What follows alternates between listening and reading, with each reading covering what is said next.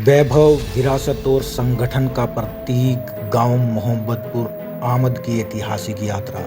त्यागी समाज के इतिहास को यदि गंभीरता से टटोला जाए तो उसके पन्नों में केवल संघर्ष ही नहीं बल्कि वैभव, संगठन, शिक्षा, नेतृत्व और सामाजिक चेतना की अद्भुत गाथाएं भी दिखाई देती हैं।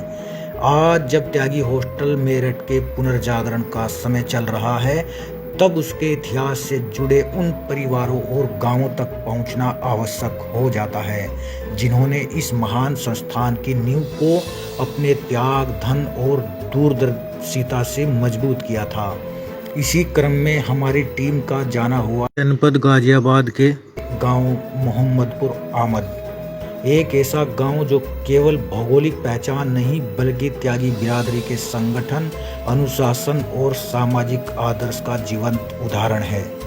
गांव की मिट्टी में इतिहास की सुगंध है और हवाओं में पूर्वजों की प्रतिष्ठा का एहसास। यह वही गांव है जो चौधरी भीम सिंह त्यागी की ऐतिहासिक विरासत को अपने भीतर समेटे हुए है। अंग्रेजी शासनकाल में मजिस्ट्रेट जैसे प्रतिष्ठित पद पर रहने वाले चौधरी भीम सिंह त्यागी केवल एक जमींदार नहीं थे बल्कि प्रभाव, प्रशासनिक क्षमता और सामाजिक सम्मान के प्रतीक थे।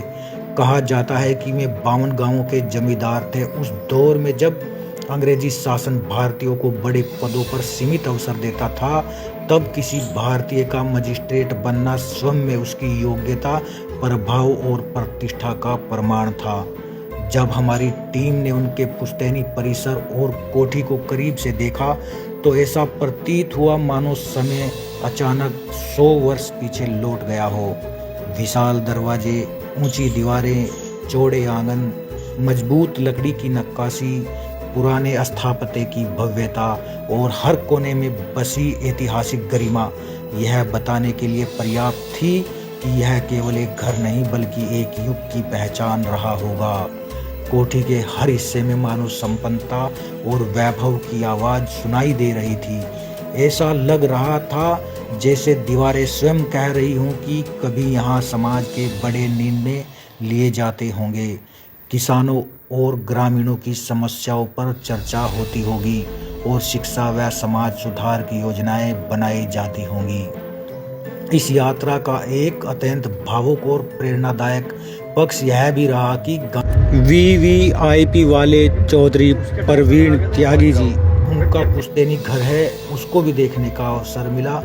आधुनिकता के इस दौर में जहां लोग अपनी जड़ों से दूर होते जा रहे हैं, वहीं ऐसे परिवार आज भी अपनी विरासत को सम्मानपूर्वक संजोए हुए हैं। सबसे महत्वपूर्ण तथ्य यह है कि मास्टर शालिग्राम शर्मा जी ने जिन महान विभूतियों को साथ जोड़कर त्यागी हॉस्टल मेरठ की स्थापना और विस्तार का सपना देखा था, वे सभी अपने समय के अत्यंत समृद्ध और प्रभावशाली जमींदार परिवारों से जुड़े हुए थे। कहा जाता है कि इन संस्थापकों के पास सामूहिक रूप से 1 लाख बीघा से भी अधिक भूमि थी। परंतु यहाँ सबसे बड़ा प्रश्न यह नहीं है कि उनके पास कितनी भूमि थी, बल्कि यह है कि उन्होंने उस संपन्नता का उपयोग किस उद्देश्य के लिए किया। उन्होंने धन को केवल व्यक्तिगत ऐश्वर्य तक सीमित नहीं रखा बल्कि उसे समाज और शिक्षा के उत्थान का माध्यम बनाया। यह वही सोच थी जिसने मेरठ में त्यागी समाज के छात्रों के लिए एक ऐसे छात्रावास की नींव रखी जिसने वर्षों तक हजारों विद्यार्थियों को शिक्षा और संस्कार का वातावरण प्रदान किया। आज जब हम इतिहास के इन पन्नों को पलटते हैं तो मन गर्व से भर उठता है। यह एहसास होता है कि हमारे पूर्वज केवल जमींदार नहीं थे, वे दूरदर्शी समाज निर्माता थे। उन्होंने आने वाली पीढ़ियों के लिए शिक्षा का दीप जलाया, संगठन की शक्ति दिखाई और समाज का आत्मसम्मान मार्ग खड़ा कर दिया। मोहम्मदपुर आमद जैसे गांव यह प्रमाणित करते हैं कि त्यागी बिरादरी केवल खेती या जमीन तक सीमित पहचान नहीं रखते बल्कि संगठन, शिक्षा, नेतृत्व और सामाजिक चेतना की भी एक सशक्त परंपरा रखते हैं। गांव की एकजुटता और सामाजिक संरचना आज भी अन्य गांवों के लिए प्रेरणा बन सकती है। आज आवश्यकता इस बात की है कि नई पीढ़ी इन विरासतों को केवल कहानी समझ कर न पढ़े, बल्कि उनसे प्रेरणा लेकर समाज के लिए कार्य करे। जिन पूर्वजों ने अपनी अपार संपत्ति और प्रतिष्ठा को समाज हित में लगाया, क्या हम उनकी उस विरासत को आगे बढ़ाने का संकल्प नहीं ले सकते? त्यागी हॉस्टल मेरठ का पुनर्जागरण केवल एक भवन के पुनर्निर्माण का कार्य नहीं है, बल्कि यह अपने गौरवशाली इतिहास, अपने पूर्वजों की सोच और समाज की सामूहिक चेतना को पुनर्जीवित करने का अभियान है। जब मोहम्मदपुर आमद की उस ऐतिहासिक कोठी से लौटते समय पीछे मुड़कर देखा गया तो ऐसा लगा मानो इतिहास स्वयं पुकार रहा हो, हमने अपनी पीढ़ी का कर्तव्य निभाया, अब बारी तुम्हारी है।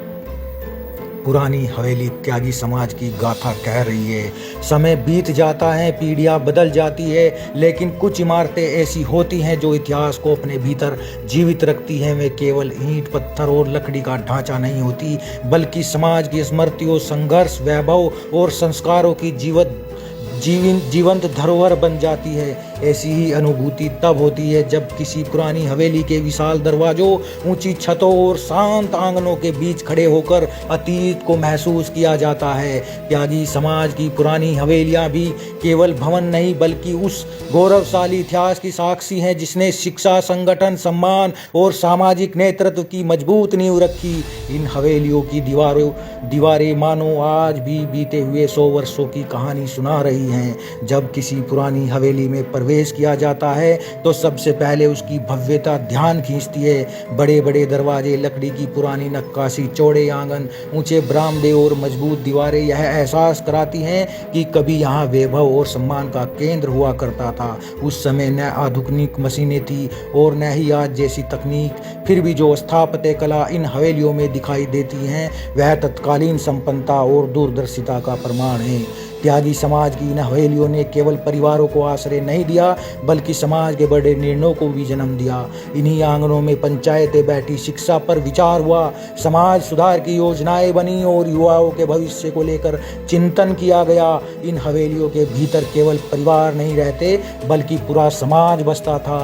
कहा जाता है कि पुराने समय में किसी गांव की हवेली उस गांव की पहचान होती थी। हवेली जितनी भव्य होती उतनी ही उस परिवार का प्रभाव और समाज सेवा का दायरा बड़ा माना जाता। लेकिन त्यागी समाज की विशेषता यह रही कि उसने अपनी संपन्नता को केवल व्यक्तिगत ऐश्वर्य तक सीमित नहीं रखा। समाज में अनेक बड़े परिवारों ने शिक्षा, छात्रावास, धर्मशालाओं और सामाजिक संस्थाओं के निर्माण में खुलकर योगदान दिया।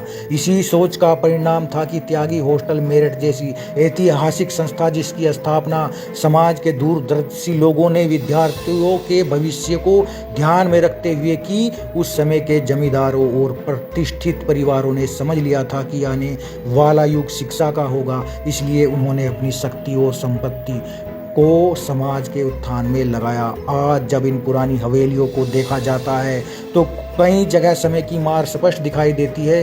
कहीं दीवारों का प्लास्टर टूट रहा है, कहीं लकड़ी की खिड़कियां जर्जर हो चुकी हैं, तो कहीं विशाल आंगन अब सन्नाटे में डूबे दिखाई देते हैं। लेकिन इन हवेलियों की आत्मा आज भी जीवित है। वे आज भी अपने गौरवपूर्ण अतीत की कहानी कह रही है। इन हवेलियों के हर कोने में इतिहास की गूंज सुनाई देती है। ऐसा लगता है जैसे पुराने समय के लोग आज भी वहीं मौजूद हो। किसी कमरे में बैठकर निर्णय लेते बुजुर्ग, आंगन में खेलते बच्चे, मेहमानों का स्वागत करती परंपराएं और समाज के हित में होने वाली चर्चाएं, सब कुछ मानो स्मृतियों के रूप में उन दीवारों में कैद हैं। आज की नई पीढ़ी के लिए यह आवश्यक है कि वह इन धरोहरों को केवल पुरानी इमारत समझकर न छोड़े। ये हवेलियां हमारी पहचान है। ये बताती हैं कि हमारे पूर्वज केवल संपन्न ही नहीं थे, बल्कि संस्कारवान, संगठित और समाज के प्रति उत्तरदायी भी थे। यदि इन ऐतिहासिक धरोहरों का संरक्षण किया जाए तो आने वाली पीढ़ियां अपने इतिहास को केवल किताबों में नहीं, बल्कि वास्तविक रूप से महसूस कर सकेंगी। यह संरक्षण केवल एक भवन बचाने का कार्य नहीं होगा, बल्कि अपनी संस्कृति, अपने गौरव और अपनी जड़ों को सुरक्षित रखने का प्रयास होगा। पुरानी हवेलियां आज भी खामोश होकर बहुत कुछ कह रही है। वे बता रही हैं कि समाज की असली ताकत केवल धन नहीं, बल्कि एकता, शिक्षा और दूरदर्शिता होती है।